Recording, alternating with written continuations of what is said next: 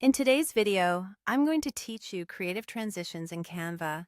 We'll build a smooth, eye-catching move between two scenes using Canva's built-in tools, so you can reuse this technique in your reels, shorts, or presentations.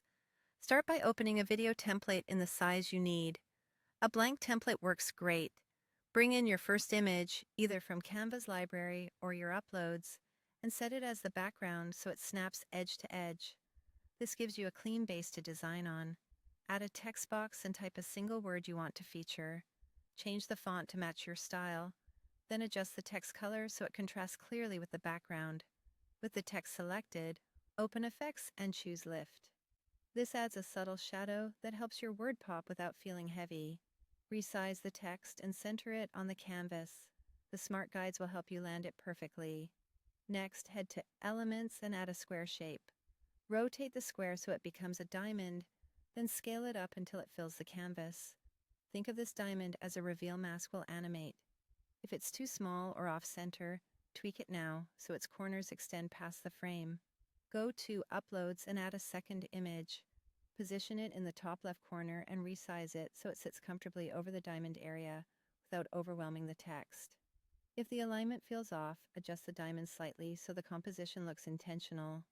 Select both the diamond and the second image together and group them. Grouping is essential.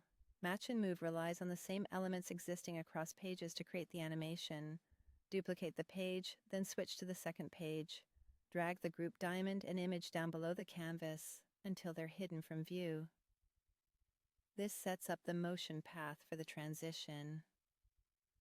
Make any small adjustments you want on page 2. Maybe nudge the text or fine-tune spacing.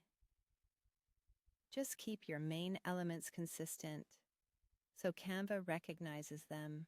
Between the two pages, click Add Transition and choose Match and Move.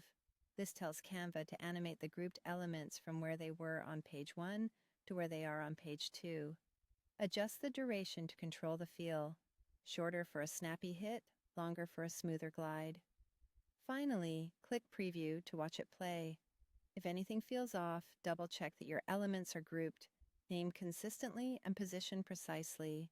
When it looks right, you've got a clean, creative transition you can replicate with any images and words you like.